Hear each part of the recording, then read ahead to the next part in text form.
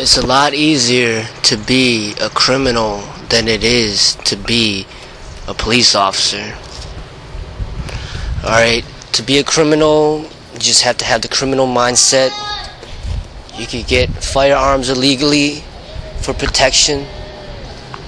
Alright, you could do illegal activities to get money. Maybe sell drugs, get a lot of money that way. It's pretty easy to do it. But to be a police officer, you got to go through certain tests, go through fitness tests, go through psychological tests, go through polygraph tests, background check. Got to get a college degree. Got to go through interviews. Got to go through the police academy. Got to go through field training. All that in which to get a firearm to protect yourself, in which to enforce the law. So it's a lot harder to be a police officer than it is a criminal. It's a lot harder to be a professor, than somebody maybe who sells drugs on the street.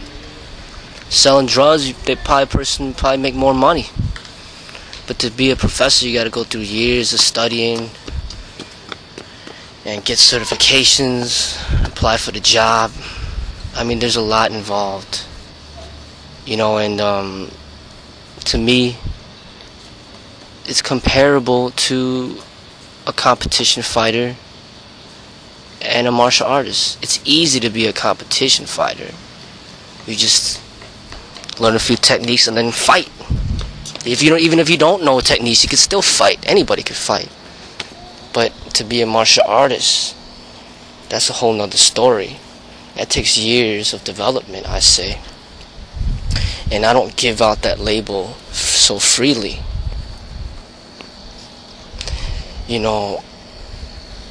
To be labeled as a lawyer takes years of studying to get to that point. To be labeled a doctor takes years of studying to get to that point. And even if you obtain the label, it doesn't mean that you're proficient at it. To even be a massage therapist takes years of study.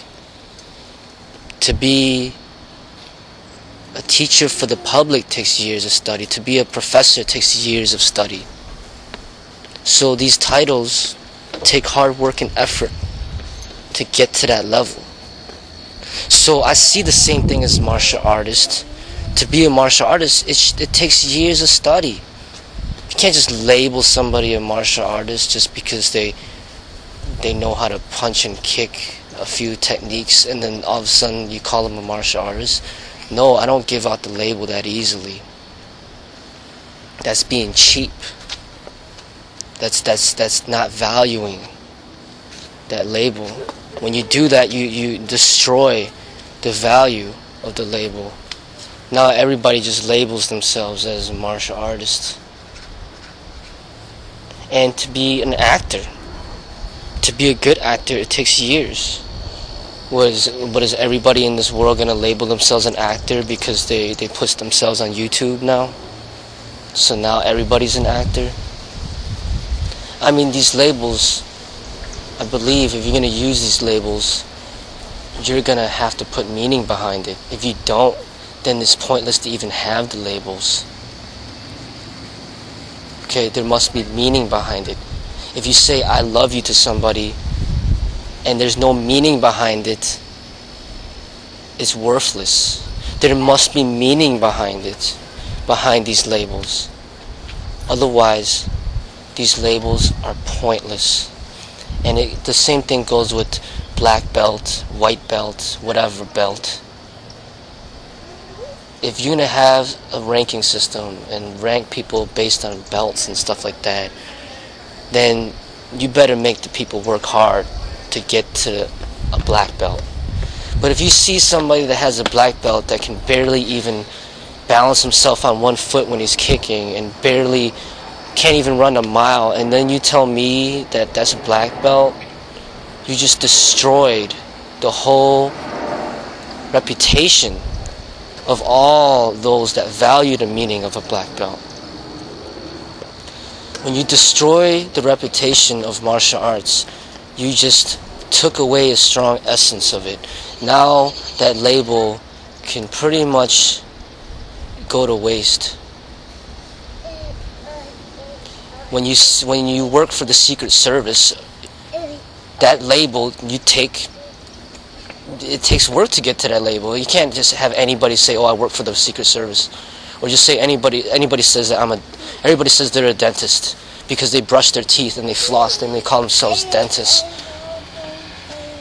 These labels in this society serve a certain purpose. If you devalue these labels and then you distort the reality, or you distort people's minds and then you confuse them, then these labels really don't serve a purpose anymore.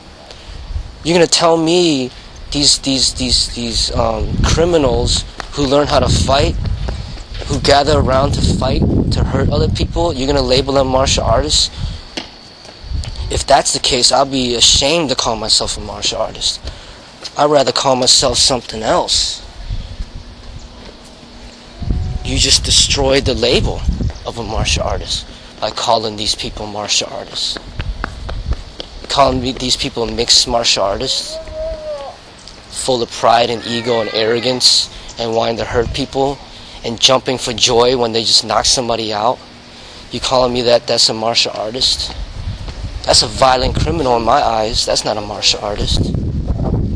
A martial artist has compassion. He doesn't want to hurt other people unless he absolutely has to in order to protect his own life and the lives of others. That's a martial artist.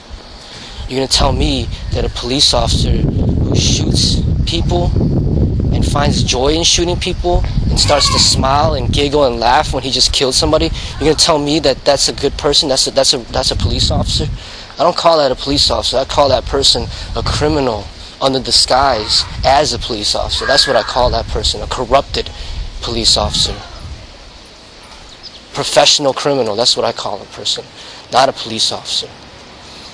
So when you destroy these labels, these meanings, it really makes it very hard for the audience, for the people, to understand the essence of truth. Truth goes beyond labels. And people are using these labels to really manipulate people's minds and really get people to do horrible things, thinking that they're doing it for the good. This is what I see.